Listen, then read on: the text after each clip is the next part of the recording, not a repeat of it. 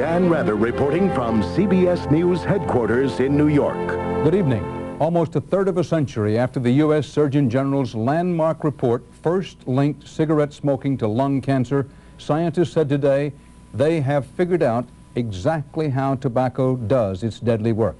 The absence of such direct evidence of cause and effect has long been the tobacco industry's chief defense. Anthony Mason has the latest. For decades, scientists have said smoking causes lung cancer, but they were never sure precisely how, until now. The link is very strong. Dr. Moon-Shong and a team of researchers from Houston's prestigious MD Anderson Cancer Center today offered the first molecular evidence directly linking cigarettes to lung cancer. It is a judgment of the committee that cigarette smoking contributes substantially to mortality from certain specific diseases and to the overall death rate.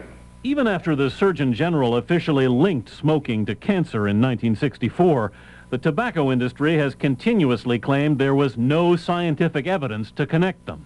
And this study shows us the precise chemical, the precise gene, and the precise location on the gene that results in lung cancer forming. It forms, the study in tomorrow's Science magazine found, when the tobacco smoke carcinogen called benzoapyrene, or BP, enters the lungs. In the body, it transforms into a new compound, BPDE, which then travels to the critical gene, P53, known to protect us from lung cancer. It disables that guardian gene, which allows tumors to multiply. They bind apparently very strongly to P53 gene and very strongly to the important spot.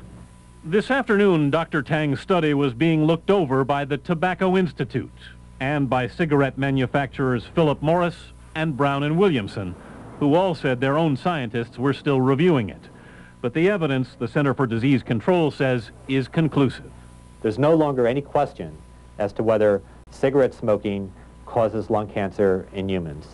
The tobacco industry is certain to challenge these findings, but scientists who've said for 50 years that smoking is a killer now claim to have the critical piece of evidence to prove it.